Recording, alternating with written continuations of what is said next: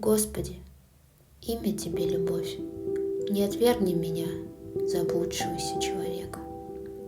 Господи, имя Тебе сила, подкрепи меня, изнемогающего и падающего.